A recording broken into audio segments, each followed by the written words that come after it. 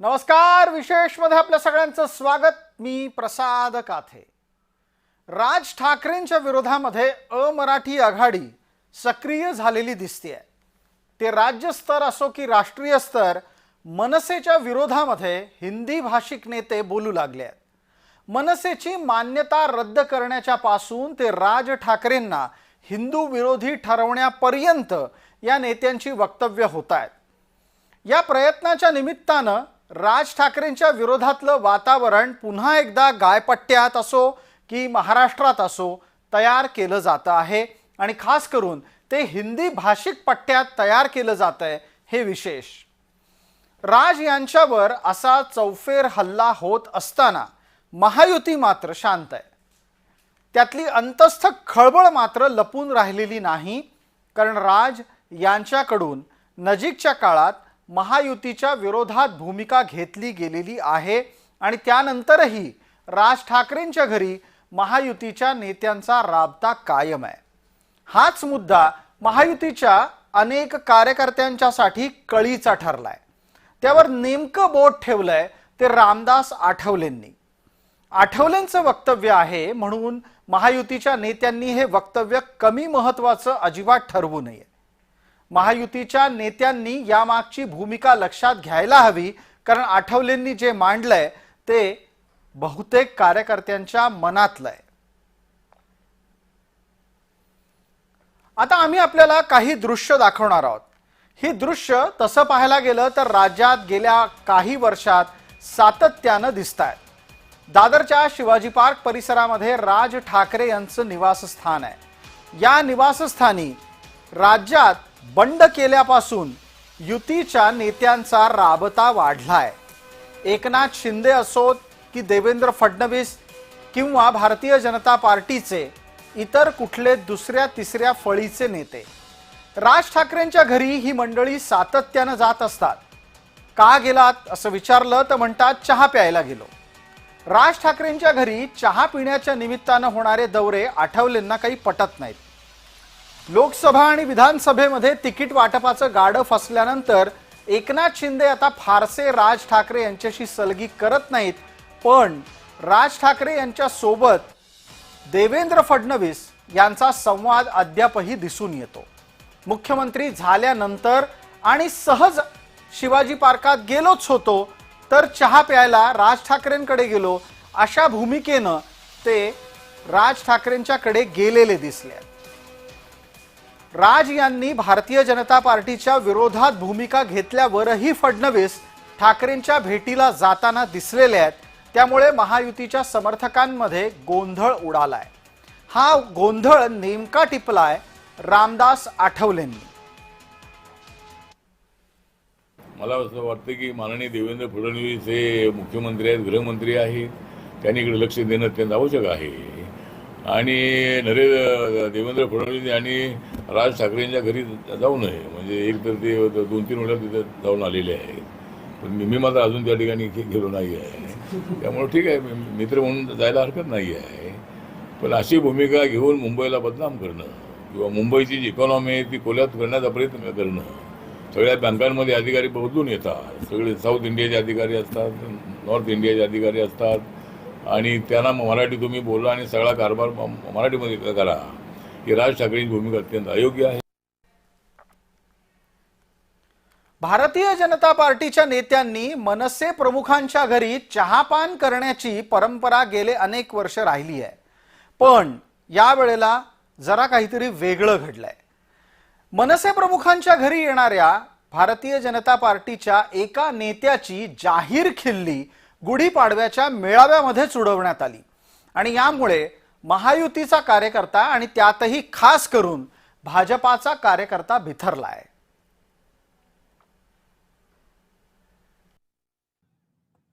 लागली बत्ती पार्श्वभागाला की येतो शिवतीर्थावर चहा प्यायला। लागली बत्ती पार्श्वभागाला की येतो शिवतीर्थावर चहा प्यायला।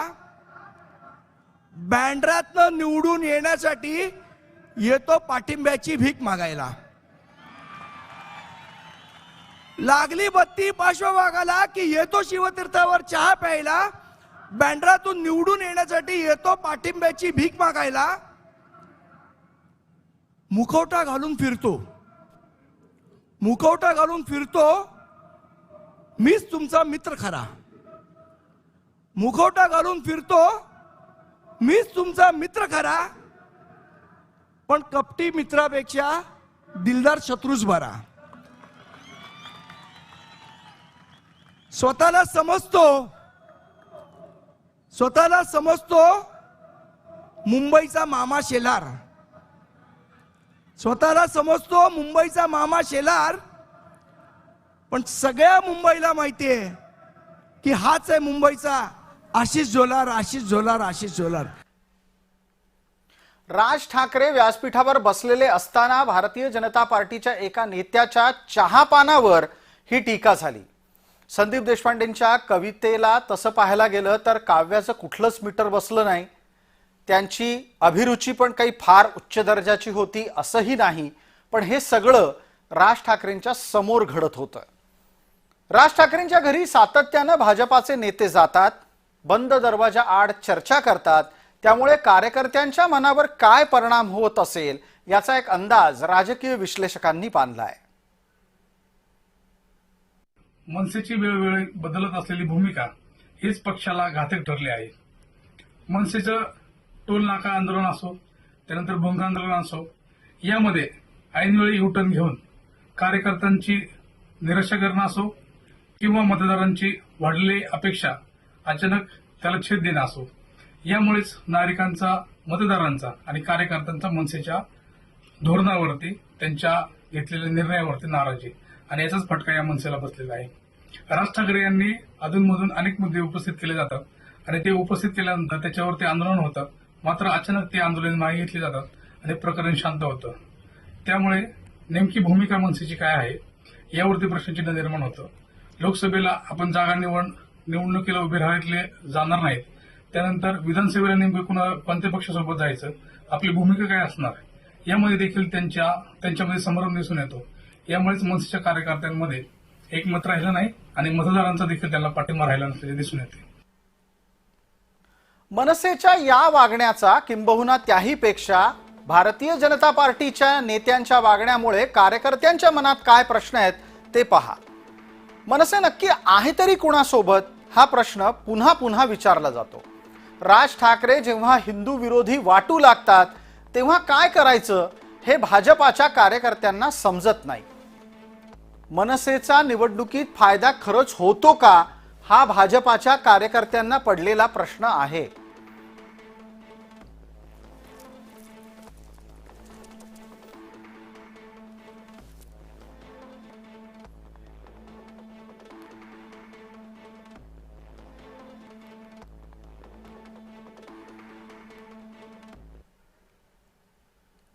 अशा सगळ्या स्थितीमध्ये मनसे प्रमुख राज ठाकरे यांच्याशी घरोबा नको असा सल्ला भाजपा नेत्यांना कुणीही अचानक देत नाहीये. गेल्या काही दिवसांच्या पासून मनसे मराठी अमराठीचा मुद्दा पुन्हा जागवताना दिसतेय. त्यामुळे मनसेचा मुद्दा भाजपाला महागात पडू शकतो हा कळीचा मुद्दा आहे आणि हा मुद्दा कसा महागात पडू शकतो याचं आकलन भाजपाच्या नेत्यांनी करावं अशी अपेक्षा महायुतीतून व्यक्त होतीये. भारतीय जनता पार्टीच्या नफा नुकसानीच्या सोबत हाही मुद्दा उरतोच की मराठी अमराठीच्या मुद्द्यावर स्थापनेच्या 20 वर्षांनंतर परतणाऱ्या मनसेचं भवितव्य पुढे काय आहे. भाषिक अस्मितेचा जुनाच मुद्दा स्थापनेच्या 20 वर्षांनी मनसेनं पुन्हा एकदा उचललाय. त्यामागचं राजकारण समजण्यासाठी आपल्याला लक्षात घ्यायला हवं की ज्या मुंबईमध्ये हा मुद्दा मनसे उचलतीये तिथलं भाषिक समीकरण आहे तरी कसं. 2011च्या जनगणनेच्या अनुसार मुंबईमध्ये 45% मराठी मतदार आहेत, तर हिंदी मतदारांची संख्या ही मुंबईमध्ये 20% आहे. गुजराती पण तेवढेच जवळपास 20% आहेत आणि इतर भाषिकांची संख्या 15% आहे. आता जर तुम्ही याचं गणित मांडलं तर दिसायला असंच दिसतं की अमराठी माणसं मुंबईत सर्वाधिक आहेत. पण जर राजकीय अर्थ काढायचा पाहिला तर तो असाच आहे की मराठी मतदार मुंबईत सर्वाधिक आहे. पण या सगळ्यामुळे आणखीनही मुद्दा उपस्थित राहतो, मतदार मुंबईत भलेही मराठी सर्वाधिक असो, मुंबईची भाषा मराठी आहे का? आणि त्याचं उत्तर आत्ता तरी कोणीही ठामपणे मुंबईतली व्यवहार भाषा मराठी आहे, मराठीच आहे, मराठीच राहील याबाबत होकार देत नाही.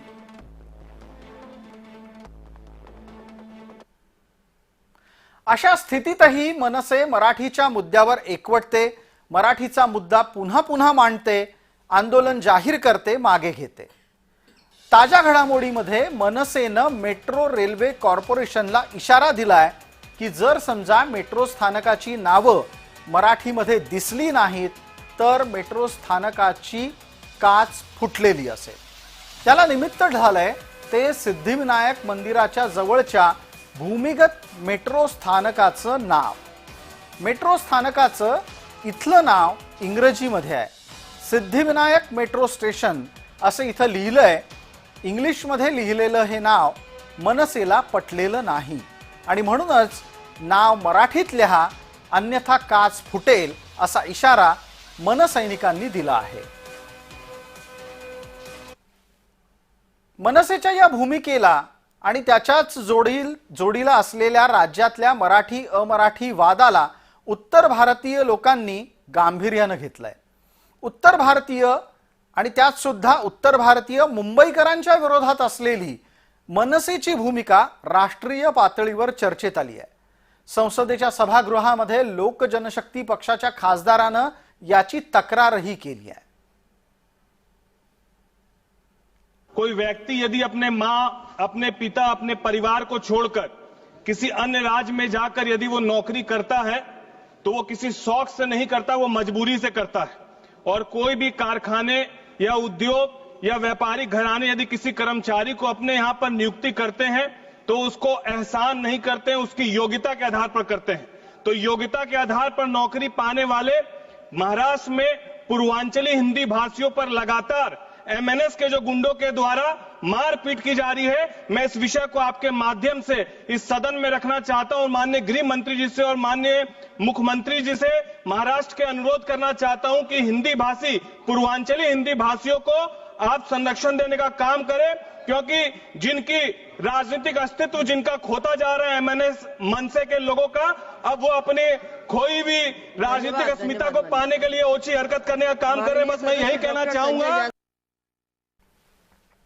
मनसे ज्या वेळेला हिंदी भाषिकांच्या विरोधामध्ये त्यांचं स्वतःचं असं जनमत एकत्रित करत असते त्यावेळेला स्वाभाविकरित्या भारतीय जनता पार्टीवर एक दबाव निर्माण होतो. भारतीय जनता पार्टीच्यासाठी मुंबई प्रदेशामध्ये मराठी आणि त्याही पेक्षा जास्त हिंदी भाषिक मतं ही लाभाची असतात. हिंदी भाषिक मतं जितकी एक गठ्ठा भाजपाकडे मुंबईमध्ये जात आहेत ती पाहता जर समजा मनसेशी राज ठाकरे यांचा म्हणजे मनसेच्या प्रमुख राज ठाकरे यांच्याशी भाजपाच्या नेत्यांचा घरोबा वाढला तर हिंदी भाषिकांमध्ये चलबिचल होणं स्वाभाविक आहे. असं घडत असताना उत्तर भारतीय लोकांचं प्रतिनिधित्व करण्याचा दावा केलेला हिंदू हा राज यांच्या कुंभमेळ्याच्या ताज्या वक्तव्यानं खवळलाय हे पण अधोरेखित होत आहे. बँकेत जाऊन तुम्ही बँकेच्या अधिकाऱ्यांवर कारवाई केलं ते पण हिंदू आहेत, म्हणजे तुम्ही हिंदू विरोधी आहेत. महाराष्ट्रात राहून छत्रपती शिवाजी महाराजांचा हिंदवी स्वराचा अपमान पण तुम्ही करतायत. मराठा आरक्षणाला तुमचा सपोर्ट नाही. राजसाहेब ठाकरे आपण केवळ उत्तर भारतीय नव्हे मराठी लोकांचा पण विरोधक आहेत. म्हणून मी तुमच्या विरुद्ध सुप्रीम कोर्टमध्ये जाऊन ही याचिका केलेली आहे. सुनील शुक्लाची भूमिका तसं पाहायला गेलं तर अद्याप बनतीये, म्हणजे ती पक्की झालेली नाही, परिपक्व नाही. अनेक वेळा त्याच्याकडून गडबडही होताना दिसतीये. पण या निमित्तानं हिंदी भाषिकांची मनसेच्या विरोधातली एकजूट अधोरेखित होतीये. मनसेच्या विरोधात अमराठी एकजूट होतीये ही बाब लक्षात येताच पक्षनेत्यांच्या संतापाचा कडेलोट झालाय। आमच्या पक्षाची मान्यता राहावी की नाही राहावी ते कोण बाह्य ठरवणार काय? आणि जर आमच्या पक्षाची मान्यता रद्द व्हावी याच्यासाठी जर बाह्य प्रयत्न करणार असतील तर मग बाह्य नाही तर राहू द्यायचं की नाही राहू द्यायचं मुंबईत आणि महाराष्ट्रात याचा आम्हालाही विचार करावा लागेल। पण हा वाद चिघळण्याचा प्रयत्न कोणी करता असं मला वाटतं का? कारण पत्र आलं, तुम्ही सगळ्यांनी मुळात तुम्ही याच्या वाटत षडयंत्र लक्षात घ्या। प्रादेशिक पक्षांना संपवण्याचं षडयंत्र हे भारतीय जनता पक्ष करते आणि हे त्यांचेच पिट्टू आहेत जे कोण आहेत आणि त्यांच्या माध्यमातून करायचा प्रयत्न करते, पण अशा गोष्टींना आम्ही घाबरत नाही।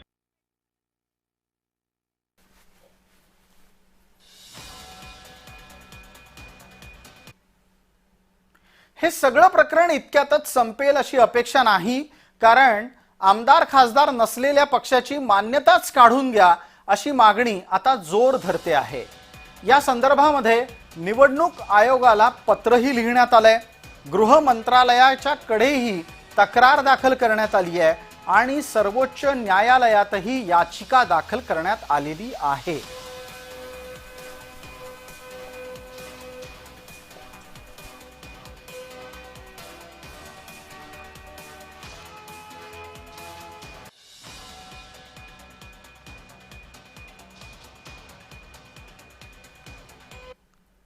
आता प्रश्न असा उपस्थित राहतो की या सगळ्या लढाईमध्ये मनसे राजकीय दृष्ट्या आपलं अस्तित्व टिकवण्यासाठी संघर्ष करतेय खरी, पण निवडणुकीच्या राजकारणात मनसेचं राजकीय अस्तित्व उरणार आहे का? निवडणूक आयोग नियमित राजकीय पक्षांच्या अस्तित्वाचा पाठपुरावा करत असतो आणि त्यातच निवडणूक चिन्ह आदेश क्रमांक 1968च्या अनुसार पक्ष चिन्हाचं अस्तित्व ठरत असतं। मनसेच्या बाबतीतही हाच पाठपुरावा होणार आहे आणि त्यातच ठरेल की मनसेचं राजकीय अस्तित्व टिकेल का। पक्षचिन्ह टिकवण्यासाठी कोणत्याही पक्षाला संसदीय प्रतिनिधित्व गरजेचं असतं, म्हणजेच त्याचे आमदार खासदार निवडून यायला हवेत ही एक अट आहे। याच्या पलीकडे मतदान किती मिळवता हा सुद्धा मुद्दा येतोच। राजकीय पक्षानं किमान 1 ते जास्तीत जास्त 3 जागा तरी संबंधित क्षेत्रात जिंकायला हव्यात, म्हणजे जर त्यांनी विधानसभेच्या निवडणुका लढल्या तर त्यांना महाराष्ट्र विधानसभेत किमान 1 कमाल 3 जागा जिंकाव्या लागतील आणि जर समजा त्यांनी लोकसभेची निवडणूक लढली तर तिथे सुद्धा त्यांना 1 ते 3 खासदार आणावे लागतील। समजा हे नाही जमलं तर विधानसभा असो की लोकसभा असो राजकीय पक्षाला 3% 8% मतं मिळवावीच लागतील। आता हे सगळं गणित समोर ठेवलं तर आपल्याला काय दिसतं? मनसेकडे 2019ला 1 तर 2024 मध्ये 0 आमदार आहेत आणि मनसेचा खासदार तर आजवर कधीच निवडून येऊ शकलेला नाही।